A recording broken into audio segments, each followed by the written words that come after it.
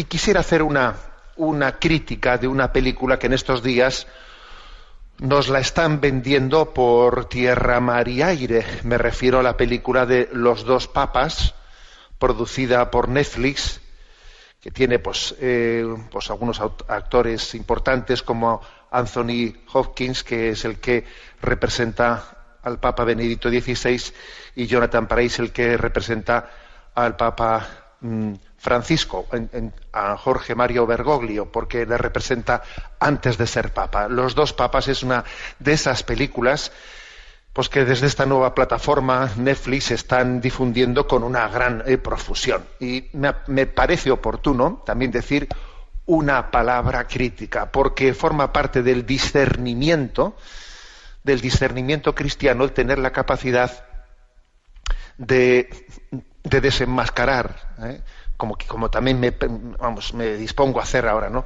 De desenmascarar distintas manipulaciones comunicativas, como en mi opinión es el caso. Primeramente voy a decir una cosa, que la crítica creo que no la realizo únicamente yo. Por ejemplo, un par de detalles. Esta película, durante mucho tiempo, durante su producción, intentó pues tener la anuencia de la Santa Sede, pues para poder también grabarla pues en los escenarios naturales del Vaticano y otros lugares, ¿no? Y no, la Santa Sede no se lo permitió. Es más, ni siquiera contestó, se puso en comunicación con quienes hacían tal propuesta desde Netflix. O sea que desde el Vaticano hubo una no colaboración en la realización de esta película. Cuando estas Navidades, no antes de estas Navidades, se ha presentado en España, también, digamos, la Conferencia Episcopal Española ha declinado pues el hacer un pase privado, pues como en otras ocasiones, con películas relacionadas con el hecho religioso, con la vida de la Iglesia, solemos realizar. Lo ha declinado porque obviamente ha entendido que no era una película que pudiese tener pues un marco, un respaldo por parte de la Iglesia, ¿no?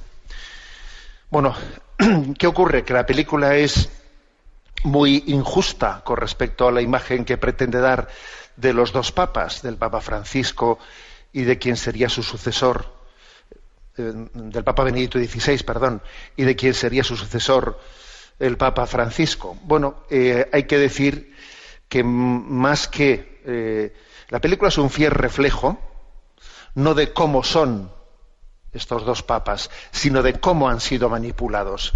Pienso que es una película que sería perfecta para estudiar cómo ha acontecido desde el primer momento y cómo está aconteciendo la manipulación de dos papados.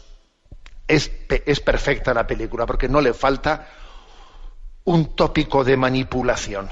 Obviamente la película lo que pretende es que nos caiga simpático Jorge Mario Bergoglio, quien va a ser el sucesor del Papa Benedicto, y pues que se genere en nosotros una antipatía hacia todo lo que el Papa Benedicto XVI ha representado. Sí, quizás la película va derivando de una antipatía frontal en el primer momento, al final hacia sentir una cierta compasión, ¿no? Una compasión, una pena por un Benedicto XVI que no tiene la capacidad pues de relacionarse con el mundo, ¿no?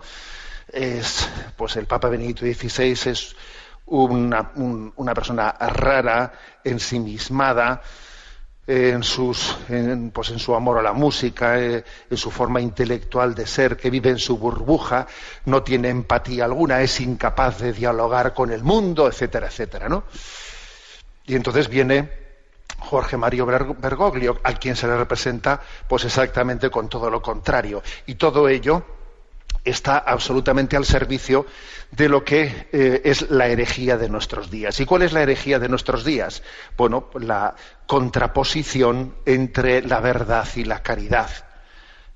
Esa es la herejía de nuestros días, y en esa película se representa de una manera, yo diría, recurrente una y otra vez, ¿no? Benedicto XVI pues representa la fidelidad al dogma, a la verdad, a la fe, una lucha por encerrarse en un castillo y ahí defender una verdad teórica y desencarnada de la vida, Y entonces, pues Jorge María Bergoglio es una persona que viene de haber pisado el mundo, y a él es un enemigo acérrimo de las posiciones de Benedicto XVI, y él lo que entiende es que la Iglesia tiene que abrirse al mundo y asumir sus postulados. No nos tiene que importar lo que ocurra ni con ni con el aborto, ni con la anticoncepción, ni con la homosexualidad, ni que si el sacerdocio de la mujer, etcétera, etcétera. Aquí lo importante es ver el sufrimiento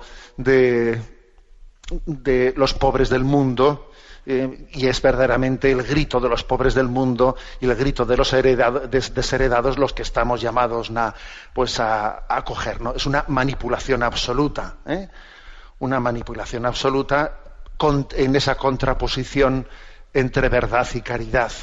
Fijaros que esta es la herejía de nuestros tiempos, como si la verdad y la caridad no fuesen una sola cosa en Cristo. Pero de una y otra manera, ¿no?, recurrentemente se ataca. Y para eso también no se ahorra en ningún tipo de ridiculizaciones del Papa Benedicto XVI. Por ejemplo, una que me dolió especialmente, ¿no? Está Benedicto XVI tocando el piano y dice: a mí me hubiese gustado ser músico, ¿no? Pero claro, si hubiese sido músico no hubiese podido ser infalible.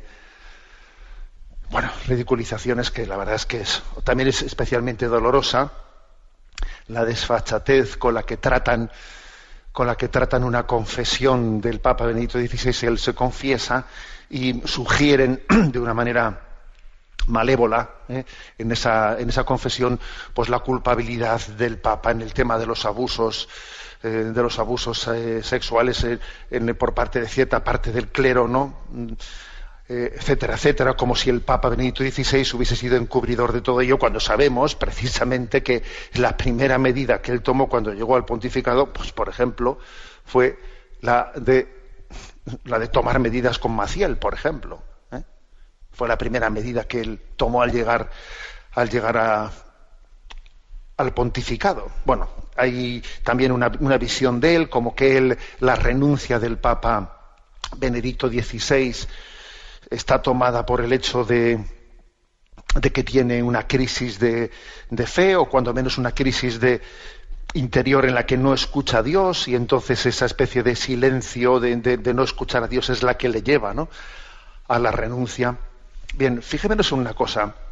Hay una continua, os decía que es la película perfecta, no para conocer a los papas, todo lo contrario, sino para conocer la manipulación recurrente, que, digamos, el pensamiento dominante y la cultura dominante ha realizado y realiza sobre los dos pontificados. Por supuesto que es un flaquísimo favor el que se le hace al Papa Francisco, flaquísimo favor, aunque la película pretende hacerle simpático frente a la antipatía que se pretende generar en Benedicto XVI, pero es un flaquísimo favor, porque en el fondo es hacer de él alguien que acoge, ¿no?, el espíritu del mundo, y lo acoge sin más, ¿no?, sin discernimiento alguno, asumiendo todos los postulados de la secularización, etcétera, etcétera, ¿no?, como si el Papa no tuviese ninguna palabra que decir ante el relativismo de este mundo, ¿no? Es un flaquísimo favor, obviamente.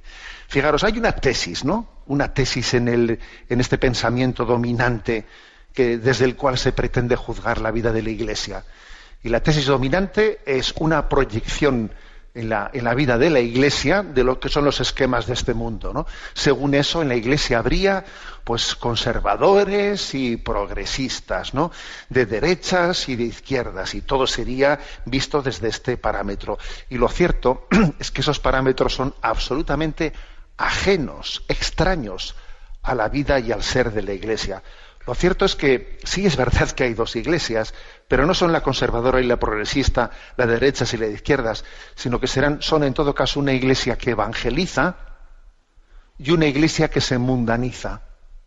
Ese es el riesgo que tenemos, O evangelizamos o nos mundanizamos. Y por supuesto que en esas dos iglesias, la que evangeliza y la que se mundaniza, pues habrá en cada una de ellas dos gente de derechas y gente de izquierdas, gente conservadora y gente progresista. Pero el parámetro verdadero es este, no es el otro.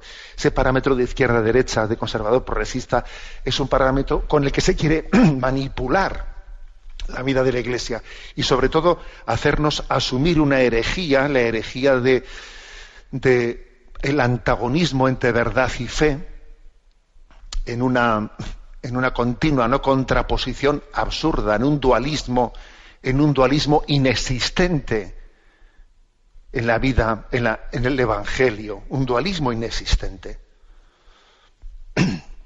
Bueno, lo bueno de esta película es que es un petardo.